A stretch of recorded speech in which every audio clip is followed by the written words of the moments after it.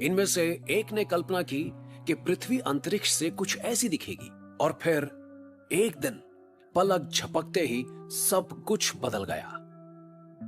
तब पृथ्वी कुछ ऐसी दिखती थी जब तक उसे अंतरिक्ष से नहीं देखा गया था, जब तक तकरीबन 5000 सैटेलाइट्स उसकी परिधि में नहीं थी।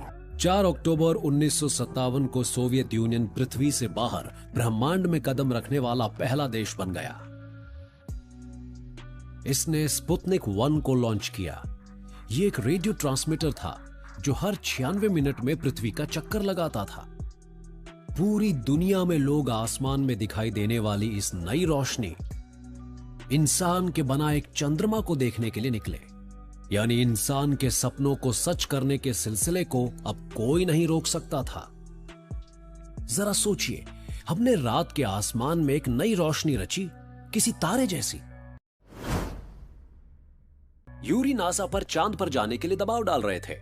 इसका मुख्य कारण यह था, वो ये जानना चाहते थे कि हमारा ये सौर मंडल आखिर बना कैसे।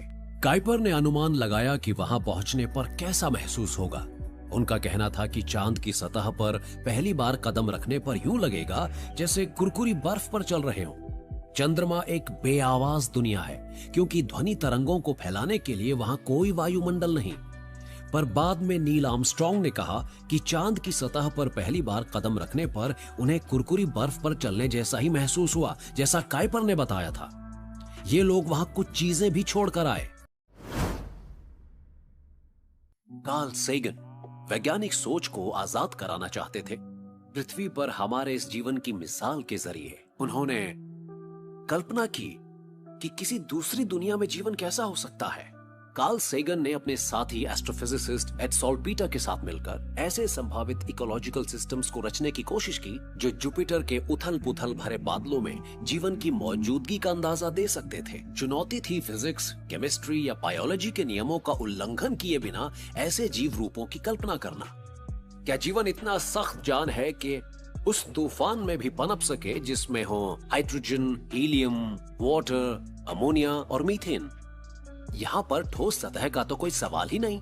यहाँ तो बस घने बादलों वाला वायुमंडल है जिसमें ऑर्गेनिक कण बरस रहे हैं, बिल्कुल जीवन की उत्पत्ति से जुड़े उन उत्पादों की तरह जो हैरल्ड यूरी और स्टैनली मिलर के लैब के प्रयोगों से मिले। लेकिन इस तरह का माहौल जीवन के लिए दिक्कत पैदा करता है। ये वायुमंडल उथल पुथल भरा है और बहुत गर्म भी है। किसी जीव को बहुत सावधान रहना होगा ताकि नीचे मौजूद नरक तक ना पहुंच जाए। इन हालात में जीने का एक ही तरीका है और वो तरीका है भुनकर खत्म हो जाने से पहले रिप्रोड्यूस करना। बस सिर्फ एक उम्मीद में कि गर्मी आपकी कुछ संतानों को वायुमंडल की ऊंची और ठंडी परतों तक ले जाएगी। ऐसे जीव बहुत छोटे हो सकते हैं। सेगन और सॉल्पीटर ने उन्हें नाम दिया सिंकर्स का। पर ये फ्लोटर भी हो सकते हैं। हाइड्रोजन के विशाल बुलबुले जो भीतरी हिस्से से हीलियम और भारी गैसों को बाहर निकालकर सिर्फ सबसे हल्की गैस हाइड्रोजन को ही अंदर रखे। सेगन और सॉल्पीटर का कहना था कि किसी हॉट एयर बलून की तरह आप अपनी खुराक से मिली ऊर्जा के इस्तेमाल से अपने भीतरी हिस्से को गर्म रखकर तैरते रह सकते हैं। किसी फ्लोटर को या तो ऑर्गेनिक कणों को खाना चाहिए या पृथ्वी पर पौधों की तरह धूप और हवा से अपनी खुराक खुद बनानी चाहिए। फ्लोटर जितना बड़ा होगा वो उतना ही कार्यकुशल होगा। फ्लोटर्स बहुत विशाल होंगे, कई किलोमीटर चौड़े, पृथ्वी की सबसे बड़ी व्हेल से भी बड़े, शहरों के आकार जैसे। ये फ्लोटर ग्रहीय वायुमंडल से खुद को गैस के झोंकों के जरिए किसी रैमजेट या रॉकेट की तरह आगे बढ़ा सकते हैं। सेगन और सॉल्पीटर को ये बड़े बड़े निष्क्रिय झुंडों में नजर आए। जहां तक नजर जाती थी वहां तक उनकी त्वचा पर कैमोफ्लाज वाला पैटर्न था। यानी दिक्कतें उनके लिए भी थीं, क्योंकि ऐसे माहौल में कम से कम एक और खास हस्ती मौजूद हो सकती थी। शिकारी फ्लोटर्स को उनके ऑर्गेनिक कणों और उनमें मौजूद शुद्ध हाइड्रोजन के कारण खाते हैं। शिकारियों की तादाद ज्यादा नहीं हो सकती, क्योंकि अगर वो सारे फ्लोटर्स को खा जाएंगे तो शिकारी खुद ही खत्म हो जाएंगे।